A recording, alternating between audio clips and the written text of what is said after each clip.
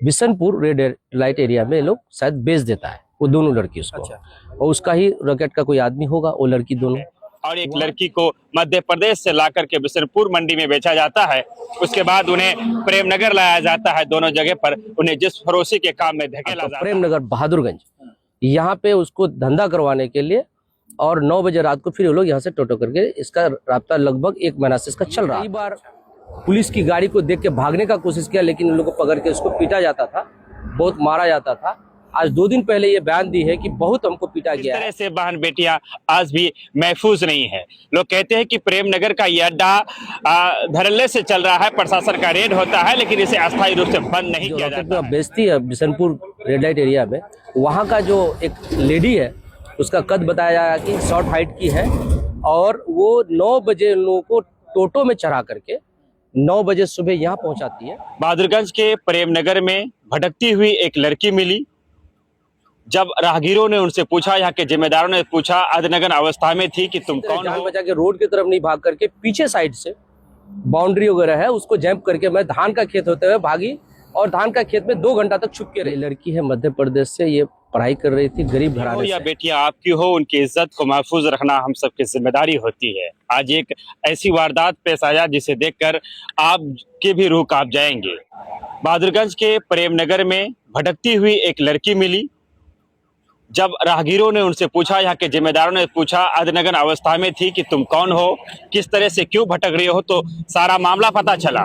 सारा मामला ये पता चला कि इस लड़की को मध्य प्रदेश की है, उन्हें यहाँ पे ला करके बिशनपुर में बेचा जाता है, प्रेमनगर लाया जाता है। अभी हमारी मौजूदगी प्रेमनगर में है। नगर चेयरमैन प्रतिनिधि वसीकुर रहमान सहित दिगर पत्रकार और बहुत सारे बुद्धिजीवी लोग यहाँ मौजूद है। प्रशासन के हवाले उस लड़की को किया गया है।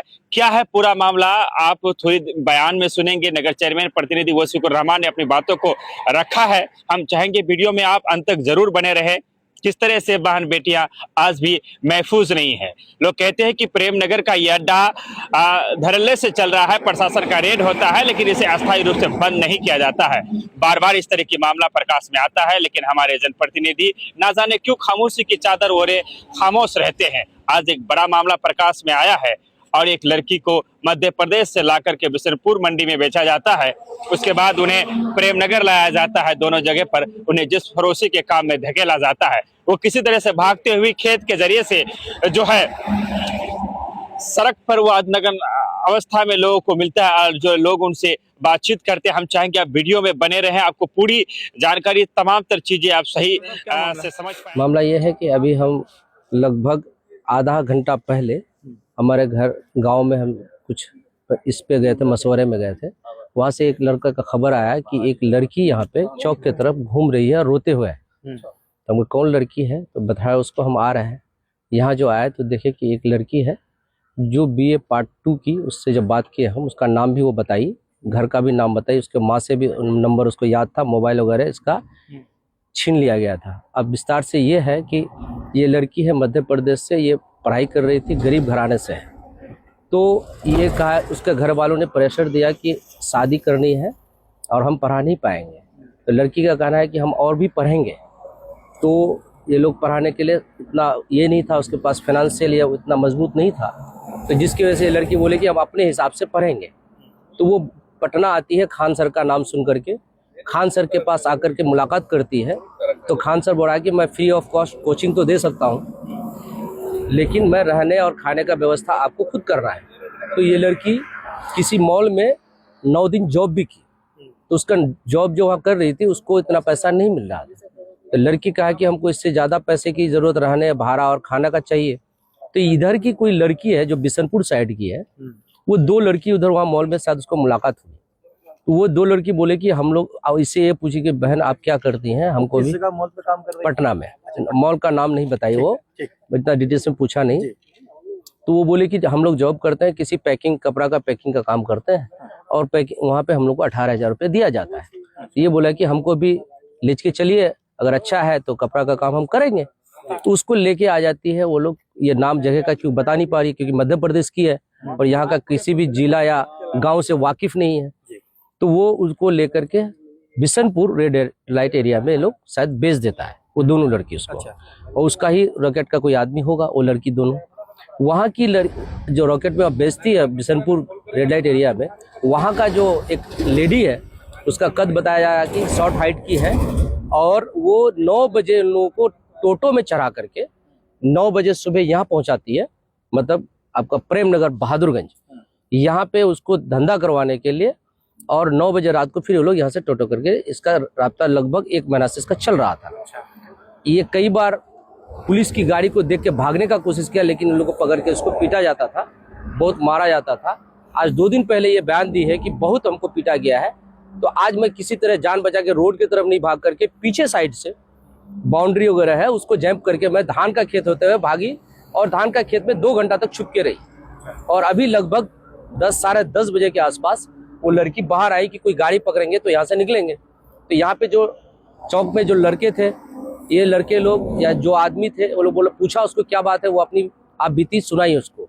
तब ये लोग मुझे इन्फॉर्म किया, तो मैं यहाँ आया, तो मैंने भी इससे पूरा डिटेल्स जानकारी जो मैं बता रहा हूँ आपको उससे मैंने लिया, और फिर जाकर के हम बोले कि भाई मामला तो, क्योंकि ये लड़की का नाम बता नहीं सकता हूँ मैं, एक मध्य प्रदेश का जबलपुर के बगल में इसका घर है, और वहाँ से उसका मम्मी से बात किए, उसका फादर से बात किए, उसके भाई से बात किए, वो बोला कि आप लोग उसको रखिएगा, मेरी बेटी है, उसकी वजह से हम लोग कई दिन से खाना नहीं खाए हैं, उसके परेशान हुए हैं, कहाँ कहाँ घूमने गए, ढूंढने गए, लेकिन मिली नहीं। और ये 1 महीना पहले शायद बात की थी कि मैं दिल्ली में हूँ या कहीं इस तरह बताई, तो उसकी अम्मी वो लोग कल ट्रेन पकड़ के यहाँ आ रही है।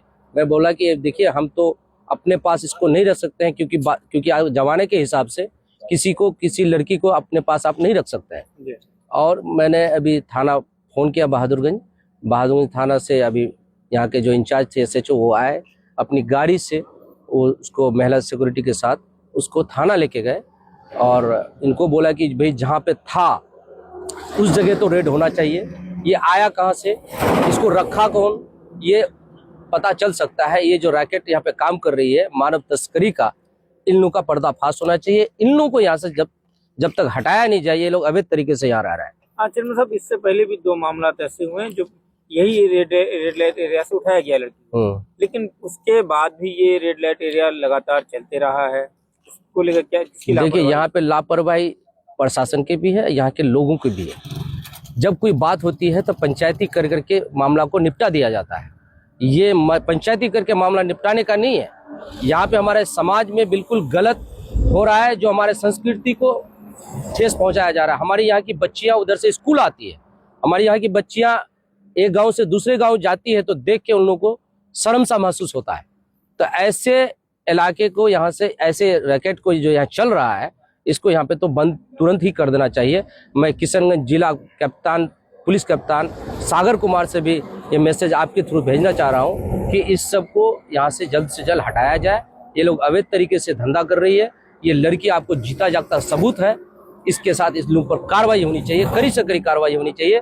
यहाँ के SHO से मैं ये कहूँगा कि आप लोग नियम के तहत इन लोगों पर कार्रवाई कीजिए।